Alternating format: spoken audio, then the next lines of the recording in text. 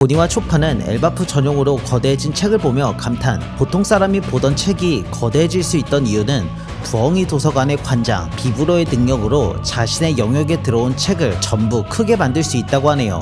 같은 시각 루피 일행은 엘바프의 거인족 아이들을 대상으로 놀아줬으나 그들이 싫어하는 모습을 보이자 나미가 루피를 혼내줬습니다. 루피는 전사가 우는 거냐며 거인족 꼬마한테 화를 내보지만 엘바프는 이제 평화의 나라가 되어서 어쩔 수 없다고 하네요.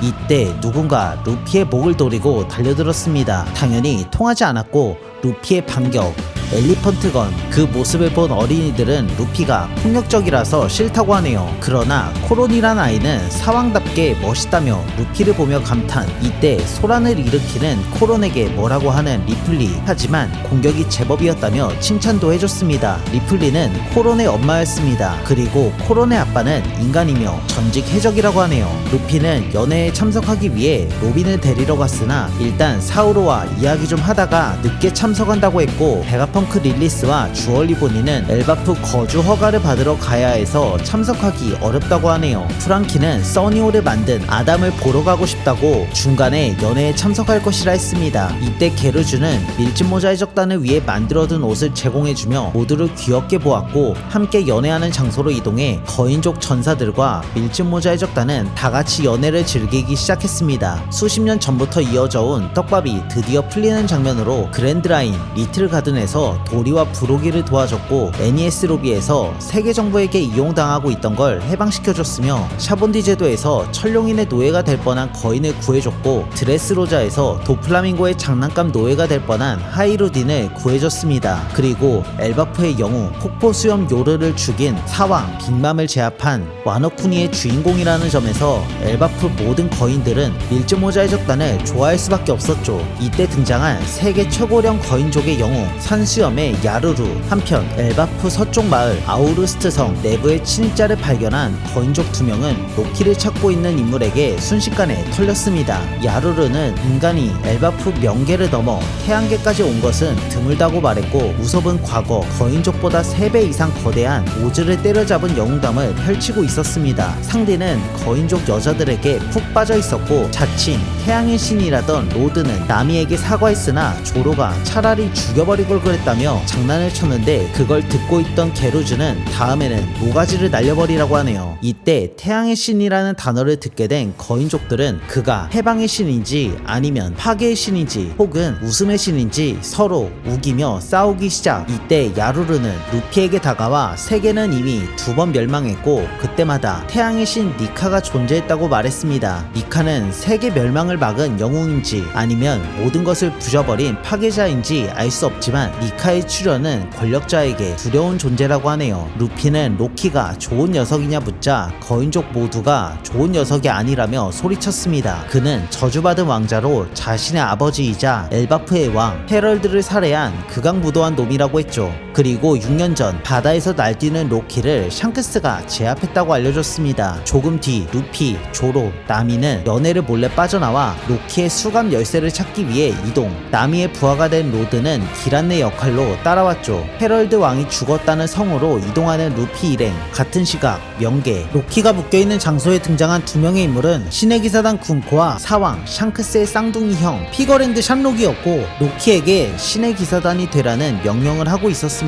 그리고 군코를 먹으려고 다가온 늑대를 화살표 능력을 활용해 죽여버렸죠. 로키는 신의 기사단 입단을 거절. 군코의 화살표 능력은 미래를 확정짓는 궤도를 보여준다 말하며 움직이지 못하는 자칭 태양의 신 로키를 두들겨 패기 시작했습니다. 그럼에도 신의 기사단이 되겠다는 말을 하지 않자 샴록은 작전을 바꾸며 마리조아로 연락할 것을 지시. 샴록의 목적은 엘바프 전사들을 세계 정부의 노예로 만드는 것이었습니다. 같은 시각 성에 들어간 루피 일행은 헤럴드 왕 초상화를 봤는데 스릴러와크에서 봤던 고대 거인족이라는 사실을 알게 되었죠. 그리고 로키와 루피의 사나이 적단 소속 하이루디는 이복 형제라는 것까지 알려주는 로드. 루피 일행은 성 내부에 쓰러져 있던 거인을 만나 충격적인 이야기를 듣게 되었는데 바로 사왕 샹크스에게 털린 거라고 했죠. 그 말에 루피는 샹크스는 절대 그럴 사람이 아니라고 강력하게 부인했으나 똑같이 닮은 사람이거나 형제가 아닐까 한 번 더 생각해보는 거인. 그러자 루피는 샹크스에게 가족 이야기는 한 번도 번도 들어보지 못했고 어렸을 때부터 해적선에 탔다는 이야기만 들었다고 하네요. 나미는 성을 둘러보던 중 왕의 방에 들어갔고 그곳 바닥에 거대한 마법진을 발견했습니다. 루피는 그걸 보자 최근 어디서 본 것 같다며 기억해내려고 하지만 실패. 이때 누군가 루피를 찾는 목소리 그리고 도끼 하나가 던져졌습니다. 그 인물은 바로 해적왕의 크루 중 한 명인 로저의 적단 스코퍼 가반이었죠. 카이도를 쓰러뜨린 루피의 소문을 들었다고 하네요. 가반은 거인족 리플리의 남편이자 마을에서 만났던 코론의 아빠라고 했습니다. 루피는 가반을 보며 상디가 나이 들면 저렇게 변할 것 같다며 미래를 암시하는 모습, 이어서 자신은 로키의 수감 열쇠를 찾고 있다며 어디 있는지 알려달라고 부탁하지만 가반은 자신에게 뺏어보라며 도발했습니다. 루피는 열쇠를 뺏기 위해 본격적으로 달려들었지만 실패. 그리고 무장색을 두른 공격에 정통으로 맞아 분노하며 다시 한번 뺏으려고 도전하지만 손끝조차 닿지 못했죠. 그리고 루피에게 밀짚 모자를 건네준 샹크스를 보고 쪼잔한 남자라며 지속적인 도발을 걸었고 이때 무장색을 두른 열쇠를 루피의 목구멍에 쑤셔 박았습니다. 그 틈에 도끼를 집어들고 바다의 황제이자 태양의 신 니카를 죽여버리기 위해 전력으로 공격. 조로는 기겁하며 본인이 직접 해적왕의 왼팔을 막아섰습니다. 살아남은 루피는 태양의 신 니카로 변신해서 조로와 함께 해적왕의 왼팔을 작살내버리려 준비했으나 가반은 그냥 항복하며 가슴이 웅장해지는 매치업은 성사되지 않았습니다. 물론 루피는 자신을 죽여버리려고 했던 것에 대한 화를 냈고 조로 또한 선장이 죽을 뻔한 걸 지켜봤기에 같이 분노했죠. 결국 열쇠를 획득한 루피, 가반은 섬을 나갈 때 엘바프가 무사하다면 자신을 다시 한번 만나러 오라고 말하면서 퇴장하며 샹크스와의 만남을 떠올렸습니다. 같은 시각 프랑키는 리플리와 함께 아담에 적혀져 있는 엘바프의 벽화를 보기 위해 이동했습니다. 벽화는 공백의 100년이던 약 900년에서 800년 전 그려진 그림이라고 했죠. 제1세계 대지의 불결이 일고 사람은 욕망에 굴복하여 금단의 태양에 손을 댔다. 노예가 비니 태양의 신이 나타났다. 땅의 신이 노하여 어파의 뱀과 함께 세계를 죽음과 어둠으로 뒤덮었나니 그들은 더 이상 만날 수 없으리라. 제2세계 반달의 사람은 꿈을 꾸었고 달의 사람은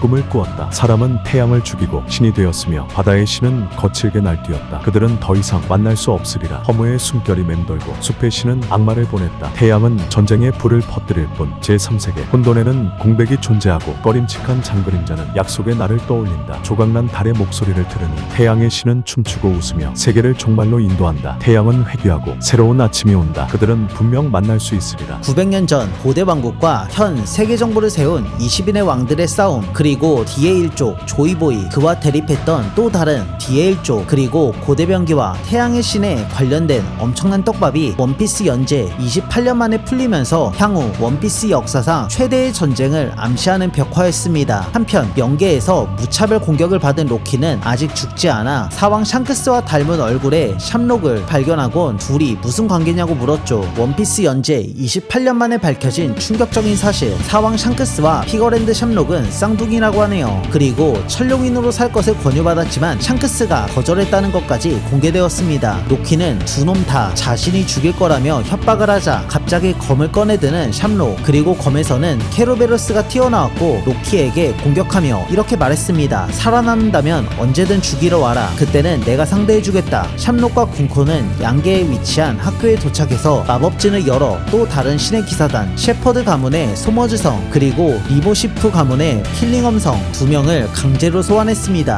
현재 성지 마리조아는 심각한 상태라며 샴록은 위에서 내려온 명령 때문에 돌아가 봐야 되는 상태. 그래서 모두에게 목표를 설명해줬습니다. 바로 엘바프의 어린이들을 유괴하여 성지 마리조아로 데려가는 것, 그리고 게임으로 만들라는 의미심장한 말을 남겼죠. 같은 시각 루피와 나미 일행은 로키의 수감 열쇠를 챙겨 성을 빠져나와 로키가 묶여있는 명계로 향했습니다. 그리고 치명타를 입게 된 로키를 발견한 루피는 조로에게 도움을 청해봤으나 신용할 수 없다며 구해주는 걸 보류했죠. 그리고 직접 공격해봐서 구라인지 아닌지 먼저 파악한 뒤 진짜 부상이라는 걸 알게 된 조로는 자물쇠를 풀어주되 한쪽 다리만 풀고 해루석도 그대로 둔다는 타협안을 제시. 이때 마을에서 수상한 모습을 보이던 로드를 게루즈가 구타해서 루피가 로키를 풀어줄 거라는 사실을 알게 된 신 거인의 적단은 루피와 조로를 말리기 위해 급하게 쫓아왔습니다. 하지만 조로가 이미 수갑을 풀어준 상태라 로키는 해방되었고 루피보다 50배는 거대한 엄청난 피지컬 해루석 한 짝 정도로는 로키를 제압할 수 없다는 사실을 뒤늦게 깨달았지만 이미 철퇴를 활용해 엘바프 아담에 불을 질러버렸습니다. 한편 엘바프 도서관과 학교가 있는 곳에 정체불명의 괴물들이 등장하며 아이들은 패닉이 빠졌습니다. 그러나 전직 해군 중장이던 사오로가 등장해 괴물을 제압하는 데 성공. 학교 안쪽에선 체육교사 한 명이 만신창이가 된 상태였는데 아이들이 갑자기 어디론가 가버렸다는 말을 했죠. 그 말에 사오로와 로빈 그리고 초파까지 같이 아이들이 향하고 있는 해변가 쪽으로 쫓아갔습니다. 문제는 아이들은 잠든 상태로 이동하고 있다는 이야기를 듣게 되었고, 설상가상 남아있는 아이들은 모조리 쓰러지고 숲에서는 무수히 많은 괴물들이 등장했습니다. 그 괴물들의 정체는 아이들이 두려워하던 존재로 태양의 신 니카부터 시작해 자칭 태양의 신 로키, 펜리스, 태풍, 유령 등 거인족보다 수십 배는 더 큰 모습이었죠. 괴물을 만들어낸 건 신의 기사단 킬링엄이었습니다. 소머즈는 군코에게 두려워하는 것이 있냐 물으니 니카라는 답을 했죠. 같은 시각 엘바프의 현재 상황이 서쪽 마을 전사들과 밀짚모자 해적단이 잔치하는 곳으로 전달되었고, 설상가상 로키가 아담을 불태우며 모두 분주하게 움직이기 시작했죠. 엘바프의 치명적인 약점인 불을 끌어가기 위해 소방대가 움직여보지만 거대한 괴물 드라우그가 소방대를 박살내버리며 저지. 사오로는 잠든 채 걷고 있는 아이들을 막기 위해 잡아보지만 보이지 않는 가시에 찔리며 실패. 그 모습을 바라보던 신의 기사단 소머즈는 자신을 찔레찔레 열매 능력에 당한 사오로를 보며 한참을 비웃었고 식사를 이어갔습니다. 아이들을 잠들게 만들고 괴물을 꺼낼 수 있던 건 신의 기사단 킬링엄의 능력, 동물계 환수종 용용 열매 모델 기린, 꿈을 구현할 수 있는 인간이었습니다. 소금이 부족하다 느낀 킬링엄은 소금을 떠올린 소머즈를 잠들게 만들었고, 꿈에서 소금을 꺼낸 뒤 깨우고 식사를 이어갔죠. 신의 기사단 3명은 엘바프를 공략하기 위한 게임으로 아이들을 활용. 가장 먼저 아이들을 잠들게 만들고 두려워하는 괴물을 생성해낸 건 킬링엄의 능력, 강제로 이동시키는 건 군코의 능력, 그리고 아이들에게 가시를 둘러놓은 건 소머즈의 능력이었습니다. 게임이 너무 쉽게 끝나는 것 같다며 불만을 표출하는 소머즈. 하지만 군코는 트러블은 일어날 수밖에 없다며 사왕 밀짚모자 해적단이 엘바프에 정박해 있다는 사실을 알려줬습니다. 한편 사오로는 아이들이 불길로 가는 걸 막기 위해 방패로 막아보지만 아이들에게 둘러진 가시는 서로에게 찔러 섣불리 막을 수도 없는 상황이었죠. 그래서 일단 뒤에서부터 한 명씩 끌어내는 작전을 실행했으나 펜리스가 등장. 같은 시각 명계 치명적인 부상을 입었음에도 로키는 날뛰었으나 루피의 기어서드 공격 한 방에 그대로 쓰러지고 말았습니다. 로키를 죽게 두고 싶지 않았던 루피는 하이루딘에게 부탁했고 선이 게르주의 도움으로 치료가 시작되었죠. 그걸 지켜보던 하이루딘은 과거 사생아라는 이유로 어렸을 때 로키에게 굴욕당했던 걸 떠올렸고 로키의 목을 썰어버리려고 했으나 주변에서 말리던 그때 로키는 이런 말을 했습니다. 숲을 봐라. 너까지 내가 아버지를 죽였다고 생각하느냐 물었죠. 이때 공룡 한 마리가 달려들어 모두를 먹어치우려고 했으나 조로와 상디의 협동 공격에 한방 컷으로 당했고 공룡은 결국 고기로서 루피와 로키에게 양식으로 제공되었습니다. 로키는 신의 기사단이 나타났다는 사실을 말해줬고 샹크스가 있는 곳은 자물쇠를 풀어준다는 약속을 지켰을 때 알려줄 것이라며 루피가 샹크스를 동경하는 마음을 이해한다 했죠. 그리고 과거 록스디 지백을 만났던 어린 시절의 기억을 떠올리며 자신은 시대를 잘못 태어났다 말했습니다. 같은 시각 프랑키와 리플리는 거대한 과학시설 앞에 도달했고 그 안에서는 베가펑크 릴리스와 최악의 세대 주얼리 보니가 있었습니다. 릴리스는 과학시설은 적어도 3000년 이상 시간이 경과된 곳이라며 감탄을 했는데 엘바프에 살고 있는 거인들도 이게 무슨 건물인지 전해진 게 하나도 없다고 하네요. 이때 프랑키와 리플리 뒤에 등장한 천둥 괴물. 하지만 프랑키가 레디컬 빔으로 제압하는 데 성공. 한편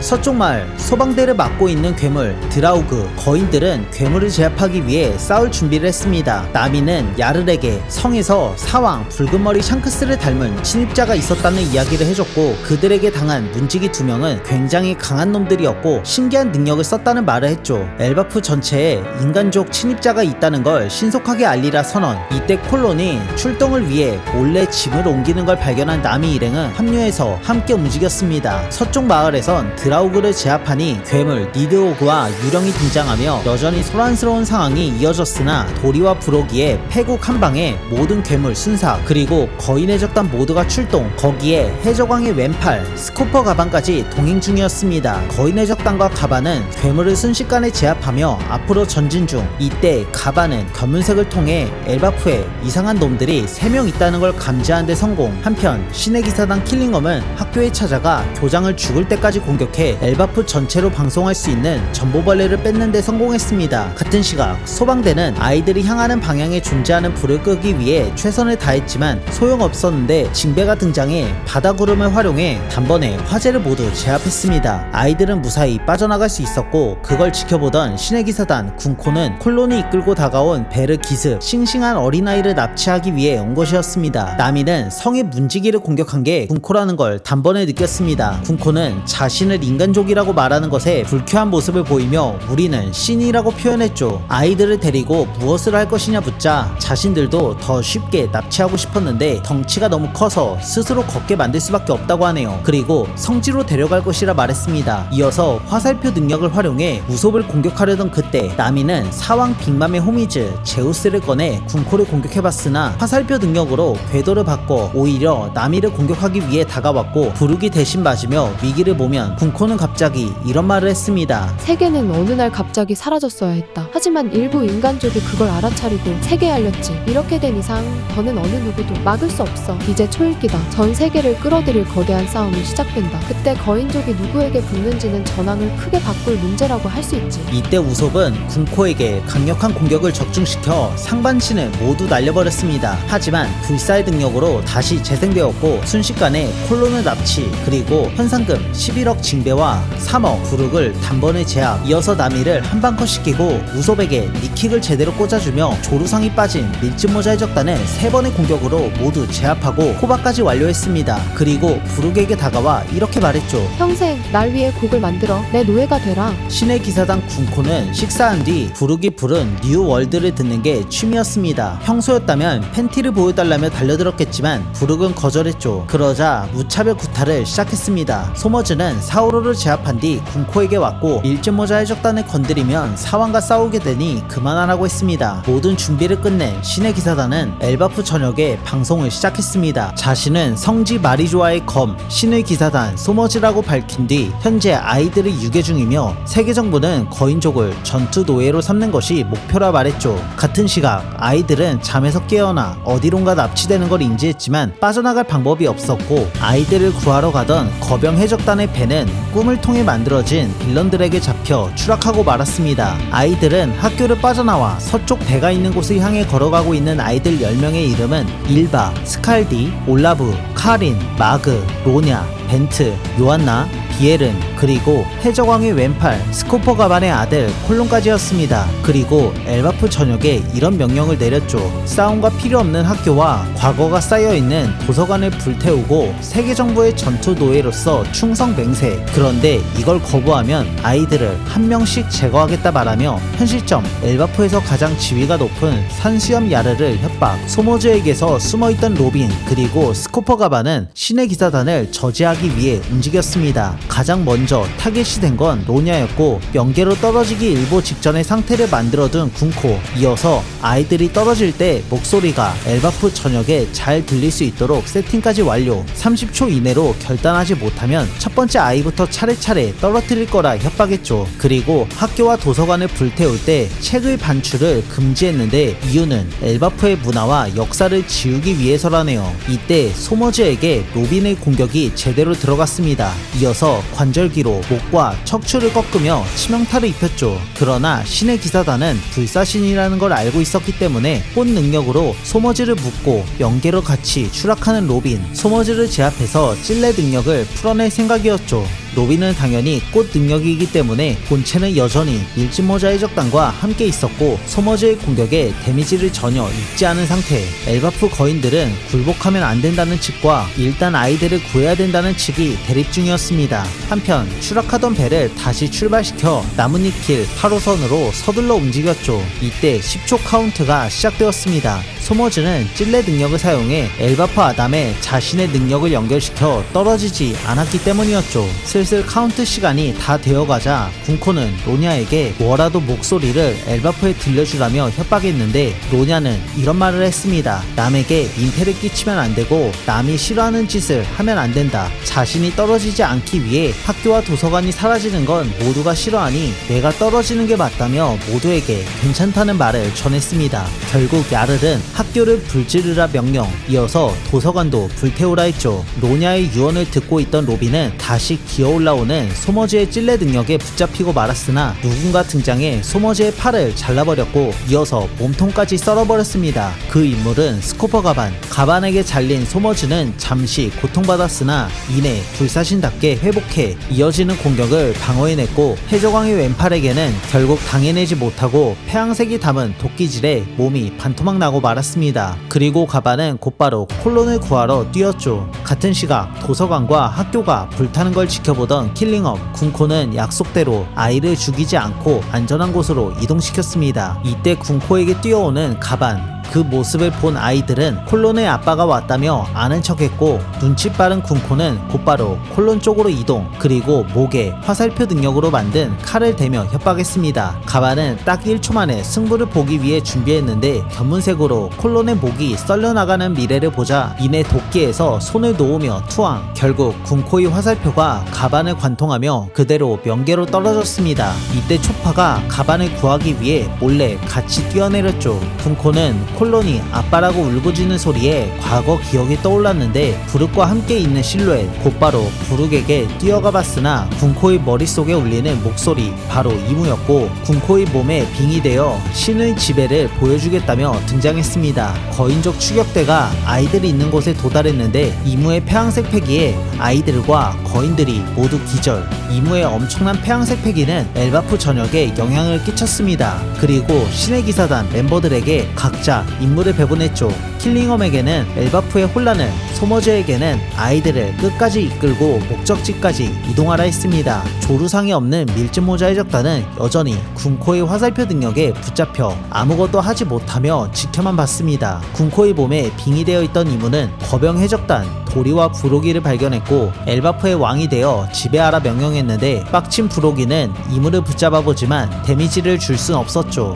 이무는 침착하게 산수염 야르의 목을 자르고 그걸 가지고 엘바프 국민들에게 우리들이 엘바프의 왕이라 선언하라 지시. 이무는 마법진을 통해 책 한 권을 꺼냈고 그 속에서 칼과 총이 나와 부로기의 팔을 잘라냈습니다. 그리고 악의 힘을 내려주겠다 말하며 일정 수명을 대가로 불사의 본과 강력한 완력을 제공, 악마의 계약을 강제로 체결하여 바닥으로 딸려 들어간 부로기. 이무는 도미리버시를 사용해 부로기를 악마로 부활시켰습니다. 이성을 잃고 이무의 명령대로 엘바프 거인족을 하나씩 제압해 나가기 시작. 부로기와 공동 선장이던 도리 역시 이무의 능력으로 인해 악마로 변했고 근처에 있던 모든 거인족이 전부 악마화가 진행되었죠. 엘바프는 이무의 능력에 의해 악마가 된 거병의 적단과 킬링엄의 능력으로 만들어진 괴물들이 섬을 쑥대밭으로 만들었습니다. 이무는 엘바프를 멸망시키지 말라 지시 내렸는데 이유는 거인족을 통치해 전쟁에 사용해야 되기 때문. 도리와 부로기는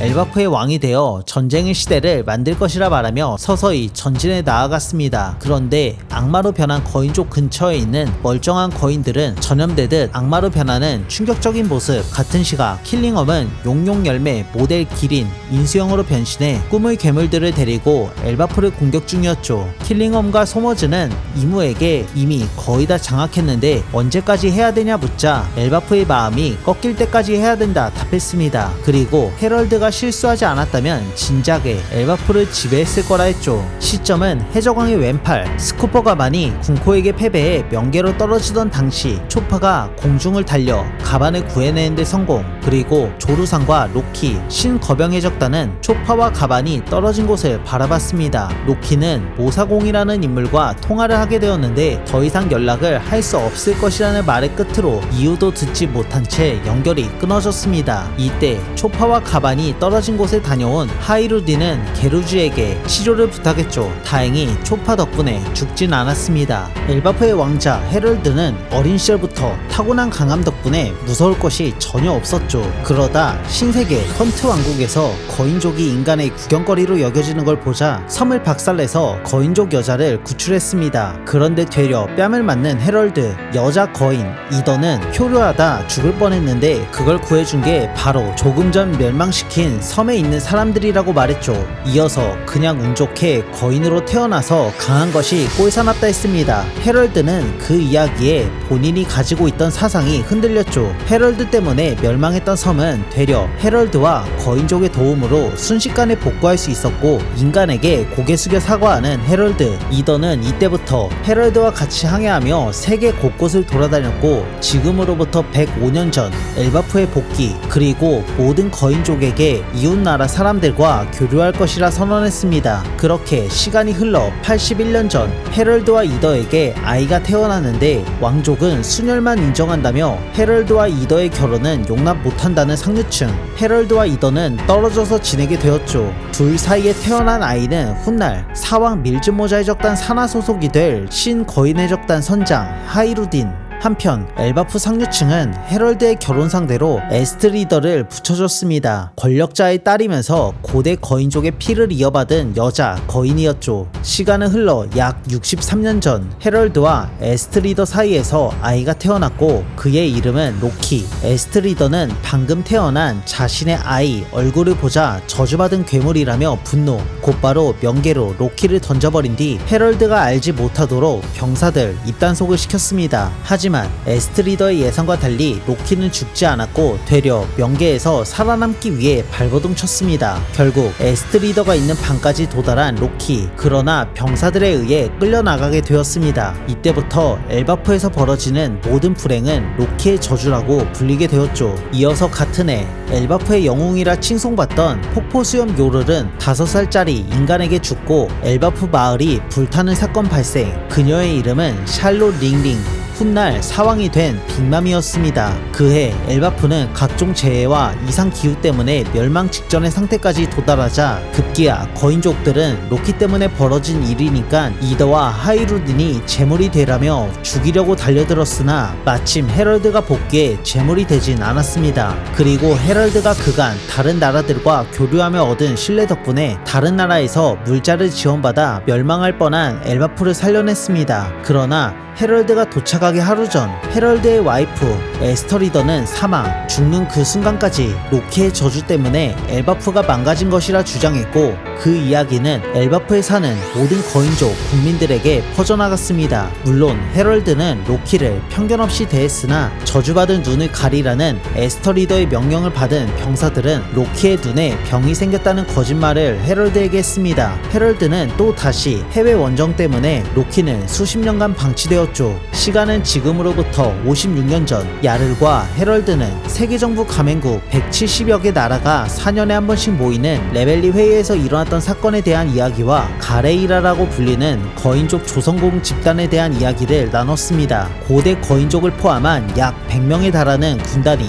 먼 바다로 나갔는데 일행 전원이 붙잡혔다는 뉘앙스의 편지를 받았다는 야를. 그들을 붙잡은 건 세계정보로 예상되고 어딘가에 얼어붙어 있다는 소문을 들었다네요. 그리고 약 48년 전 엘바프는 엄청난 발전을 이뤘고 헤럴드는 국민들에게 강력한 지지를 받는 성군이 되었습니다. 하지만 헤럴드가 원정을 떠나면 충분히 성장한 로키는 엘바프 국민들과 마을을 박살내기 위해 난동을 부렸는데 그걸 막으려던 하이루디는 로키에게 상대가 되지 않았죠. 그러다 결국 명계로 떨어진 로키는 괴로워하며 울고 있었는데 그의 앞에 나타난 4명의 인간, 해군 대장을 죽인 록스디 집에 그를 따르는 훗날 해적왕 로저의 라이벌이 될 흰수염과 금사자 시키 그리고 미스 버킨. 록스는 로키에게 2가지를 물어봤습니다. 현재 위치는 엘바프인지 그리고 헤럴드는 어디에 있는지 여부. 로키는 엘바프 맞고 자신의 아버지는 원정 가서 없다 답했죠. 그러자 록스는 로키가 크게 다쳤으니 최대한 빨리 엘바프로 돌아오라는 요청을 하라 명령하니 발끈하는 로키. 그러나 록스 참격 한 방에 로키는 크게 다치게 되었습니다. 얼마 전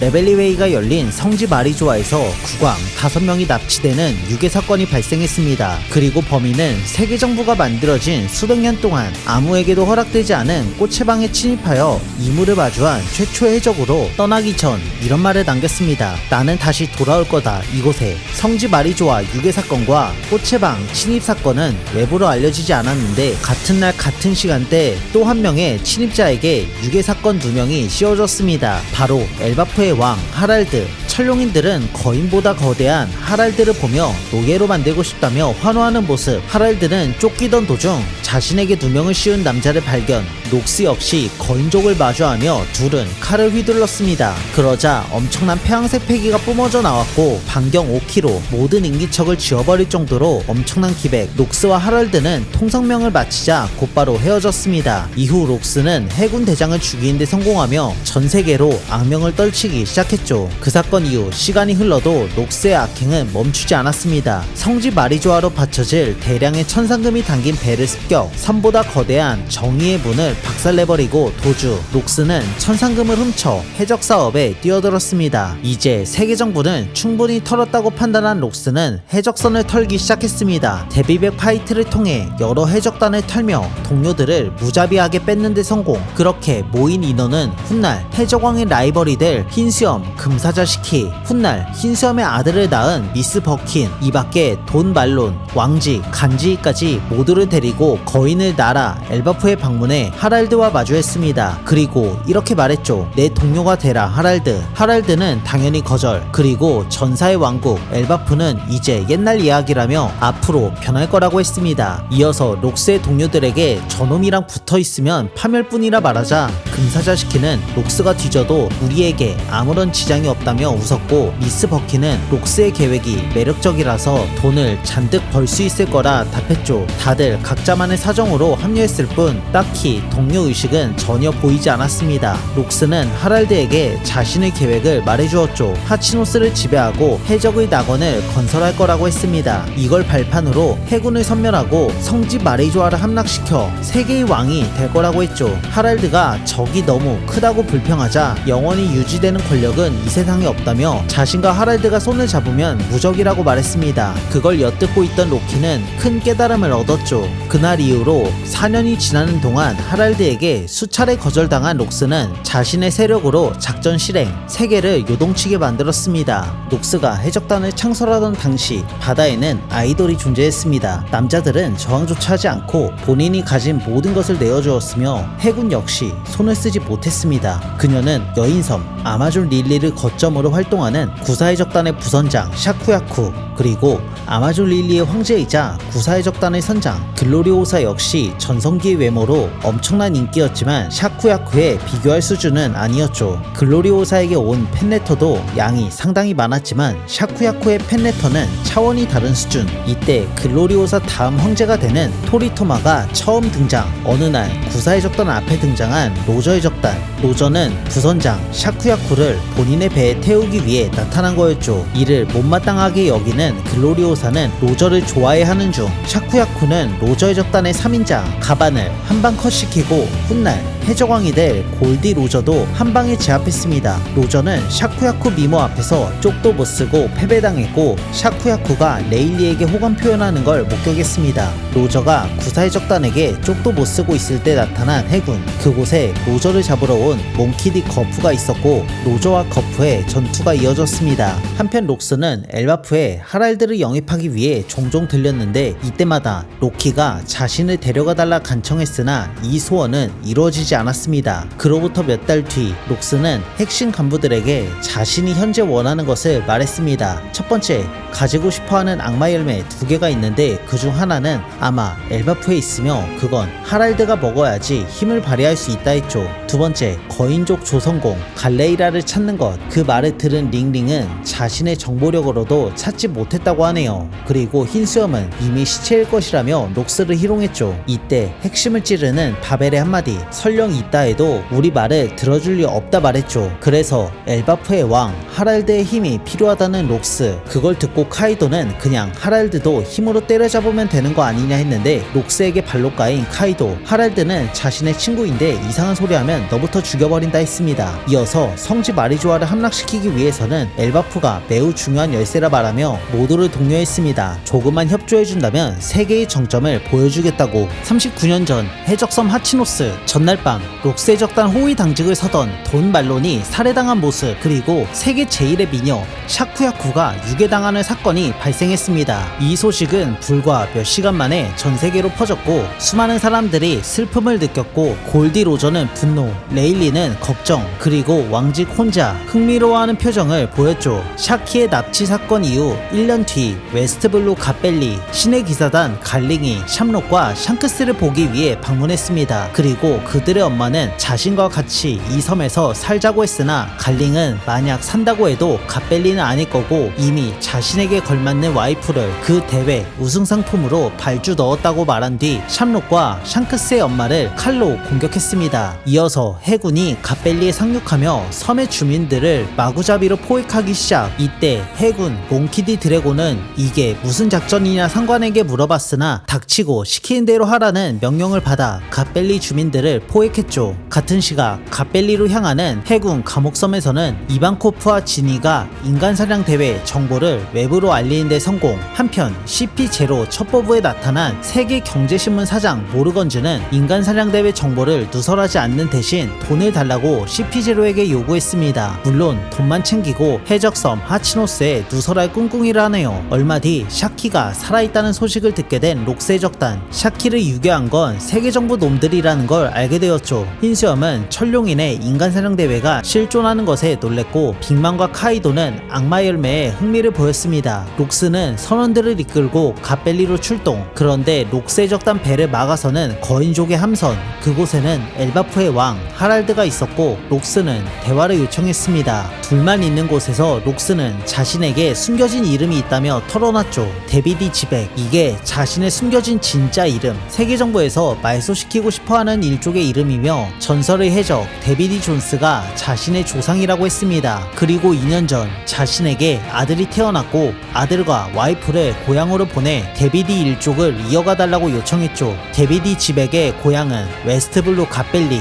지백은 처자식을 갓벨리에서 탈출시키는 게 목표라 말하며 하랄드에게 도움을 요청했습니다. 지백은 하랄드와 싸우지 않고 무사히 갓벨리로 향할 수 있었죠. 인간사냥 대회는 천룡인들이 세계정부 비가맹 국가 중에서 자원이 풍부한 섬을 골라 원주민을 몰살시키는 대회. 같은 시각 로저의 적단 역시 샤키가 살아있음에 기뻐하며 인간사냥 대회가 열리는 웨스트블루 갓벨리로 향했습니다. 이 소식을 듣게 된 버프 역시 로저를 잡으러 갓벨리로 출발. 같은 시각 갓벨리 사건 당일 인간사냥 대회 시작 전 경품을 알려주는 자리에서 등장하게 된 샤쿠야쿠. 천룡이들은 모두 그녀를 보며 군침을 흘렸고 신의 기사단 소머지 역시 노예로 만들고 싶어서 안달난 상태. 갈링은 내 아내라며 노예는 꿈도 꾸지 말라고 딱 잘라 말했습니다. 그리고 인간사냥 대회의 또 다른 상품 버커니아 종족이자 800년의 시간을 넘어 등장한 데비디 일족까지. 천룡인들은 데비디 일족에 대한 엄청난 분노를 보였고 노예로 잡혀있던 훗날 사왕이 될 티치는 수갑에 잡혀 천룡인을 보며 악마라고 느꼈습니다. 데비디 일족을 잡아놓은 건 다름 아닌 신의 기사단 갈링.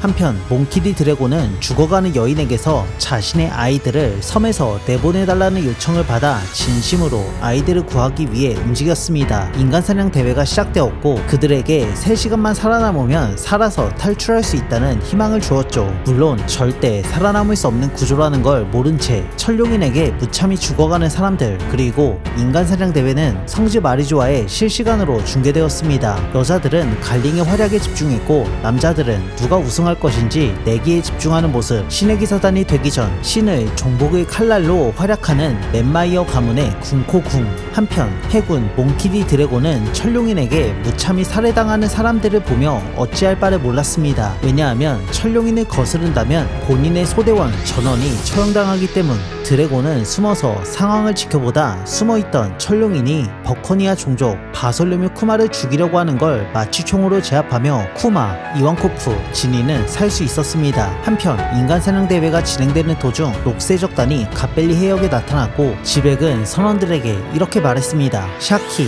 보물, 악마 열매, 여기서 우리들이 싸워도 소용없다. 임시 협력체제로 가고 보물은 돌아가서 머릿수대로 나눈다. 보물보다 샤키에 관심을 보이는 흰수염, 금사자시키, 캡틴 존, 바벨, 쿄, 글로리오사. 흰수염이 샤키에게 관심을 보이자 빡친 스튜시. 빅맘은 천지가 뒤집혀도 샤키는 너희에게 가지 않는다며 팩트 폭행. 카이도는 악마 열매에 관심을 보였죠. 록스의 적단과 로저의 적단이 갓벨리에 상륙하며 섬은 아수라장이 되기 시작. 드래곤은 샴록과 샹크스를 데리고 이리저리 도망다녔습니다. 갈링은 게임을 즐길 때가 아니라며 신의 기사단을 소집했고 천룡인을 지키기 위해 출격했습니다. 해적들에게 모조리 털리는 해군. 이때 섬 밖에서 포탄이 날아왔고 그곳엔 거푸 중장이 보였습니다. 갓벨리는 대혼란. 천룡인들은 섬을 빠져나가기 위해 이동. 로저는 샤키를 찾았고 록스는 자신의 와이프 에리스와 아들 티치를 찾아다녔죠. 거푸는 로저를 잡기 위해 움직였고 드래곤은 샴록과 샹크스를 갓벨리에서 탈출시키기 위해 이동하다 신의 기사단 머피에게 공격받아 쓰러지고 말았습니다. 이어서 아이 하나를 회수한 뒤 확실한 마무리를 위해 칼로 찌르려 했으나 샤키를 찾으러 다니는 흰수염의 무차별 공격에 머피의 몸은 반토막이 나면서 드래곤은 목숨을 지킬 수 있었죠. 흰수염과 금사자 시키, 빅맘과 카이도를 죽이고 명성을 올리기 위한 해적들이 나타났으나 모조리 몰살 엔딩. 이 틈에 드래곤은 아직 회수되지 않은 아이 한 명을 챙겨 도망쳤고 신의 기사단 머피 역시 아이를 되찾았다며 다시 돌아갔습니다. 거푸는 록스의 적단 소속 흰수염과 금사자 시키, 빅맘, 카이도를 때려잡기 위해 등장. 넷은 거푸에게 도망치기 바빴습니다. 그리고 시간을 벌기 위한 빅맘의 공격은 거푸에게 적중했으나 전혀 먹히지 않았습니다. 현 시점 갓벨리의 상황은 남동쪽에서 록스의 적단이 몰려왔고 북서쪽에서는 로저의 적단이 밀고 내려오는 형태. 천룡이는 동쪽으로 탈출. 록스의 적단과 로저의 적단 모두 샤키를 찾기 위해 날뛰었습니다. 같은 시각 신의 기사단 소머즈는 샤쿠야코를 잡아둔 장소에 등장해 그녀를 죽이려 했습니다. 이유는 세 가지. 첫 번째, 인간사냥 대회를 망친 주범. 두 번째, 수많은 해적들이 샤키를 찾으러 날뛰는데 죽어있는 시체를 볼 때의 표정을 보고 싶음. 세 번째, 내가 소유하지 못하고 갈링에게 뺏길 걸 생각하면 아무도 이득 보지 못하게 죽이는 게 감동적이기 때문. 흰수염과 로저는 샤키가 잡혀있는 곳 근처까지 왔지만 서로 구하겠다고 싸우는 중. 그리고 레일리가 대신 구하러 갔고 소머즈에게 죽기 직전에 샤키를 구해내는데 성공했습니다. 레일리가 샤키를 구하자 로저는 선원들에게 이렇게 지시했습니다. 샤키 탈환에 성공했으니 보물 챙겨서 도망가자. 현재 로저의 적단은 갓벨리 섬 한가운데 있었고 북서쪽에서는 신의 기사단 대장 갈린과 록스의 적단 선장 록스가 싸우는 중. 남동쪽에서는 해군과 록스의 적단 나머지가 밀고 올라오면서 빠져나가기 어려운 상태였죠. 로저는 레일리에게 샤키를 데리고 일단 도망쳐라 지시. 록스의 적단이 레일리를 제압하고 샤키를 뺏으려고 했으나 금사자 시키가 샤키가 다칠 것을 염려해 록스의 적단을 저지했죠. 한편 상품 보관 창고에서 쿠마와 이반코프가 인간사냥 대회 경품 악마 열매를 획득하는데 빅맘이 나타나 이완코프를 제압하고 청룡 열매를 뺏는 데 성공. 하지만 쿠마는 곧바로 악마 열매를 먹으며 뺏기지 않고 도망치는 데 성공했죠. 한편 해군 중장 거푸는 대장 생고쿠에게 연락해 갓벨리에서 일어난 인간사냥 대회에 대해서 아는 것이 있냐 물었으나 전혀 모르고 있었습니다. 거푸는 참혹한 현실을 마주하며 천룡인의 인간사냥 대회가 실존하는 것을 알게 되었죠. 같은 시각 록스는 자신의 아내 에리스와 아들 티치를 데리고 신의 기사단 갈링과 악마로 변한 자신의 아버지와 할머니에게 도망치는 중이었고 갈링은 록스에게 당한 상처가 빠르게 재생되지 않아 힘들어했죠. 에리스는 자신 때문에 록스가 제대로 싸우지 못하는 걸 알고 전력을 낼 수 있게 자신이 티치를 데리고 스스로 도망치겠다고 이야기하며 각자 살아남아 루루시아 왕국에서 만나자고 했습니다. 만약 자신이 붙잡힐 것 같으면 티치를 죽이고 본인도 죽을 것이라고 안심시켰고 록스의 뒤로 빠르게 도망쳤습니다. 칼을 꺼내든 록스는 참격으로 갓벨리를 잘라 저지 라인을 만들어 자신의 아내와 아들을 쫓으려 하는 세력을 막아섰습니다. 한편 이완코프에게 악마 열매를 뺏은 빅맘이 카타쿠리에게 먹일 생각에 들떠있던 순간을 노린 카이도의 기습 공격, 그리고 고민도 하지 않고 무지성으로 악마 열매를 먹어치웠습니다. 훗날 사왕이 될 데비디, 티치와 피거랜드 샹크스를 갓벨리에서 탈출시키기 위해 전력으로 도망치는 몽키디 드래곤과 에리스, 갓벨리는 현재 아비규환의 상태, 그리고 그걸 지켜보고 있던 오르성 세터는 이무와 대화를 주고받는 중이었습니다. 카이도는 빅맘에게 뺏은 악마 열매를 먹어 용이 되었고, 쿠마는 갓벨리에서 도망치고 싶어하는 노예들을 도톰 능력으로 구해줬습니다. 이때 갓벨리의 엄청난 폐왕색 패기가 뿜어지기 시작. 록스, 거프, 로저 모두 초긴장 상태. 록스는 신의 기사단 피거랜드 갈링을 꼼짝 못하게 제압한 모습, 그리고 이어서 흰수염과 카이도가 합류했죠. 왜냐하면 강력한 폐왕색을 뿜어내는 새로운 강적이 등장했기 때문.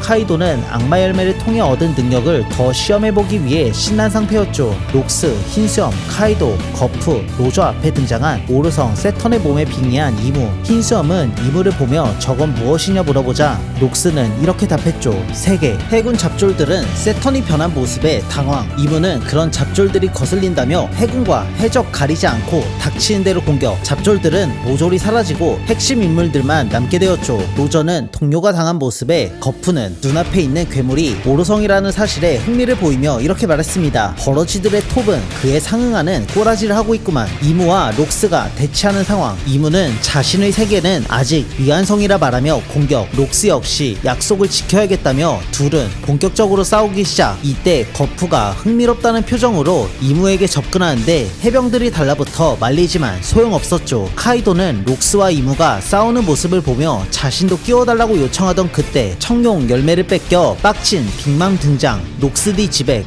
골디 로저, 몽키디 거프, 에드워드 뉴게이트, 샬롯 링링, 카이도, 이렇게 6명은 자신이 사용할 수 있는 가장 강력한 공격을 이무에게 동시에 적중시켰습니다. 하지만 이무는 엄청난 폐왕색을 갓벨리 전체에 뿌리며 다시 회복하기 시작. 몇 분 전 보물을 훔쳐 도망치는 해적과 저지하는 해군으로 갓벨리는 대혼란. 이때 캡틴 존은 록스의 적단의 뒤통수를 치기로 마음먹고 자기자기 능력을 활용해 갓벨리에 있는 모든 금속을 끌어당겨 보물 강탈을 시도했고, 샹크스를 데리고 도망치던 몽키디 드래곤도 휘말리고 말았죠. 하지만 록스의 적단 간즈이의 공격에 캡틴 존의 보물 강탈은 실패로 돌아가고 말았습니다. 드래곤은 정신을 차리고 샹크스가 무사한지 확인했으나 이미 그의 품에는 없었고, 어떤 보물 상자를 발견한 샹크스는 그 안으로 향했습니다. 한편 이무가 신체를 재생시키던 중 록스에게 이런 말을 했죠. 떨어진 숲을 달리고 있는 새로운 대비, 여자와 아이가 필사적으로 살려고 한다. 록스는 그게 자신의 아내 에리스와 아들 마샬디 티치를 가리키는 걸 눈치채고 회복 중인 이무를 공격. 하지만 죽지 않았고 이무의 공격에 신체가 관통당했습니다. 그리고 이렇게 말했죠. 네가 일족을 근절해라, 처자식을 참살해라, 도미리 씹어. 록스는 악마 형태로 변하기 시작. 로저, 거프, 흰수염, 카이도, 빅맘은 록스가 이무에게 당하는 장면을 보면서 뭐하고 있는 건지 의문을 보였습니다. 그도 그럴 게 록스는 이무의 도미니 시버를 버티고 있었기 때문이었죠. 그리고 이렇게 말했습니다. 인간의 얕보지 마라 괴물. 데비디 존스야말로 옛 세계의 왕이다. 이무는 데비가 왕이었던 적은 단 한 번도 없다며 분노하는 모습을 보였는데, 그럼 데비라는 이름에 쫄지 말라고 훈수를 두는 록스. 그리고 이렇게 말했습니다. 너는 계속 두려워하고 있었지.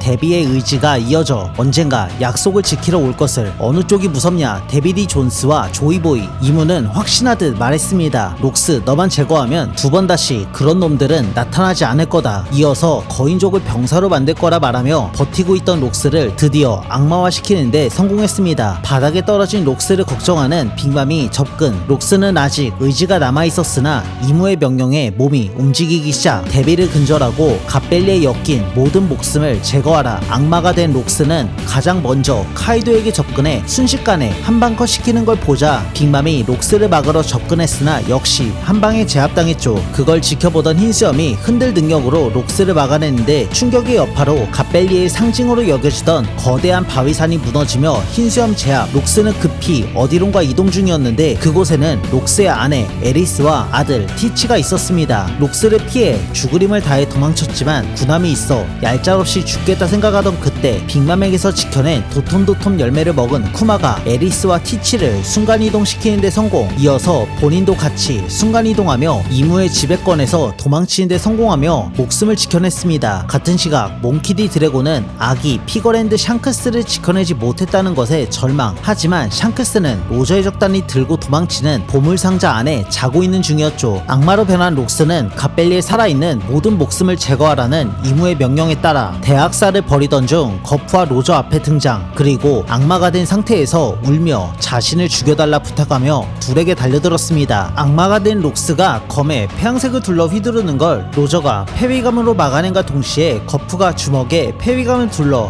록스의 얼굴에 제대로 적중시켰습니다. 하지만 록스의 엄청난 폐양색 방출에 거프와 로저가 오히려 나가 떨어지고 자신의 폐양색만으로 하늘을 갈라버리는 퍼포먼스까지 보였죠. 같은 시각 록스의 적단이 끝났다는 걸 눈치챈 선원들은 각자 살아남기 위해 흩어졌습니다. 그리고 카이도와 빅맘은 여전히 청룡 열매 때문에 푸닥거리 중이었는데 평생의 은혜라며 자신에게 빚진 거라고 우기는 빅맘. 카이도는 쟁탈전에서 자신이 이겼다며 폭력으로 지배하는 해적단을 만들 거라고 했습니다. 그렇게 둘은 갓벨리에서 헤어지게 되었죠. 한편 흰수염 역시 갓벨리를 탈출하려고 이동하던 중 폴로 해적단 선장 홀로그램을 만났고 팬이라며 흰수염과 함께 이동. 같은 시각 스튜시는 보물을 챙기던 도중 흰수염의 소재가 파악되지 않아 수소문하고 있었습니다. 한편 몽키디 드래곤은 해군 군함에서 하극상을 일으키고 있었죠. 갓벨리에서 탈출하려는 사람을 구하지 않으면 상관을 죽이겠다는 협박. 로저와 거프는 부하들에게 반드시 돌아갈 테니 일단 갓벨리에서 이탈하라고 지시 내렸죠. 레일리는 샤키를 데리고 배로 복귀. 가반을 쫓아오는 글로리오사.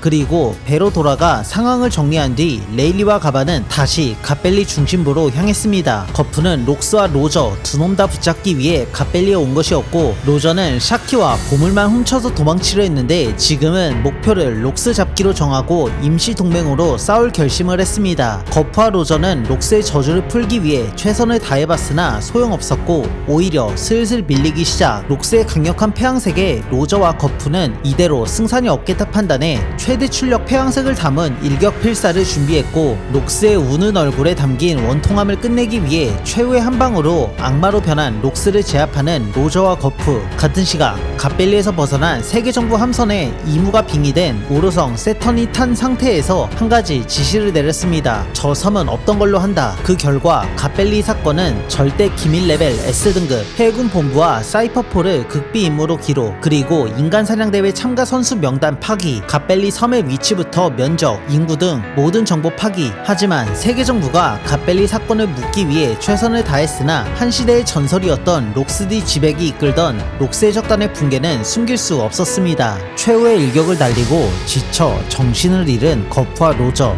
그리고 의식을 되찾은 록스디 지백은 살아서 섬을 빠져나가야 된다는 생각을 했지만 그의 눈에 보인 건 이무와 만나기 전에 싸웠던 신의 기사단 피거랜드 갈링과 나머지 신의 기사단이었습니다. 그리고 갈링의 막타로 록스디 지백은 그대로 사망. 로저와 거프를 회수하는 데 성공한 로저의 적단 레일리와 스코퍼 가반. 의식이 남아있는 로저가 록스의 행방을 물었으나 살해당했다는 답변이 돌아왔죠. 갓벨리에서 도망치는 데 성공한 로저의 적단의 배 뒤로 갓벨리는 섬 자체가 사라지고 있는 중 이날 갓벨리에 있었던 주요 인물 해군 몽키디 거프, 몽키디 드래곤, 해적 골디 로저, 에드워드 뉴게이트, 샬롯 링링, 카이도, 록스의 아내 에리스와 그의 아들 데비디 티치, 피거랜드 샹크스, 버커니아 종족 바솔륨의 쿠마, 이완코프와 지니까지 모두 살아서 탈출하는데 성공했습니다. 갓벨리 사건 이후 깨어난 로저는 보물을 확인했는데 그 안에는 아기 한 명이 들어있었죠. 얼마 뒤 갓벨리 사건은 지워진 채 록스 해적단의 괴물만 신문을 통해 퍼졌고 세계 정보의 조작으로 영웅 거프의 활약만 담겨 있었습니다. 해군 본부에 있던 거프는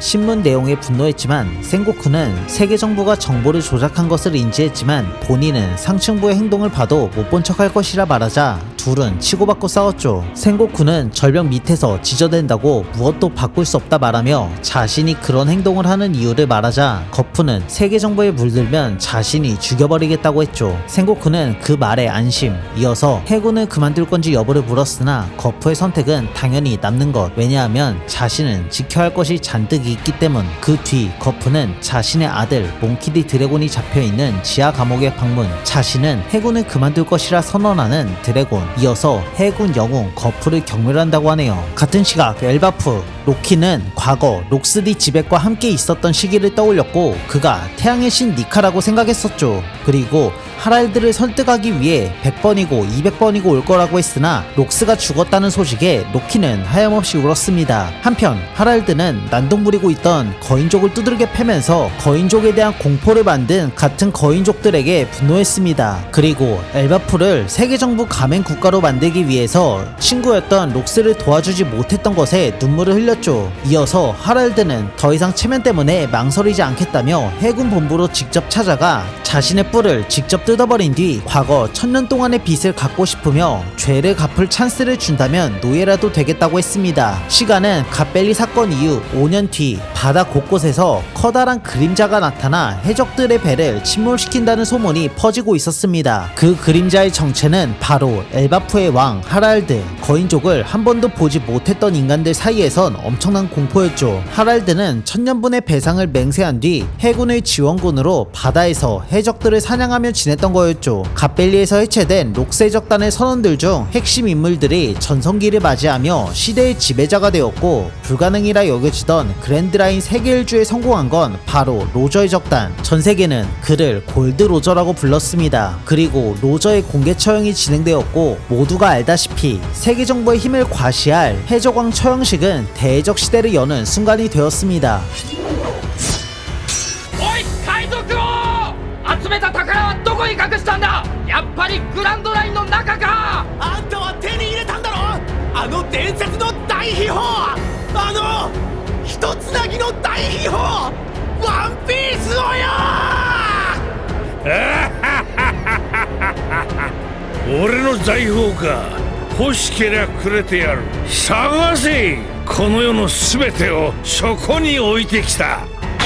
해군은 대해적 시대를 맞이해 거인족을 투입해 전력 보강에 성공. 해적왕이 처형당한 같은 해 해군을 수족으로 부려지고 있던 하랄드는 성지 마리조아에서 세계 정부를 지키는 신의 기사단의 전력으로 인정받아 천의 계약을 체결했습니다. 계약은 총 3단계로 나뉘는데 먼저 천의 계약은 단순 협력관계 정도. 이어서 심의 계약과 심심의 계약은 세계에서 13명밖에 맺지 않은 진짜 신과의 계약이라 했습니다. 하랄드는 신이 누구인지 궁금했으나 기사가 되는 날 알려주겠다며 모든 걸 알려주진 않았습니다. 이어서 엘바프가 세계 정부의 가맹 국가가 될 수 있는지 여부를 물었는데 당연하다는 답변을 들었습니다. 장소는 성지 마리조아 내부. 기사들의 신전 샹갈라로 이동. 신의 기사단과 만나게 된 하랄드는 어떤 명령이든 따르겠다며 의욕을 보였습니다. 현재 시점으로부터 20년 전 어인섬에 놀러간 하랄드는 국왕 넵튠과 만나 술을 마시며 이야기를 나누던 중 4년 뒤에 태어날 인어공주와 로키를 약혼시키자며 딜을 거는 넵튠.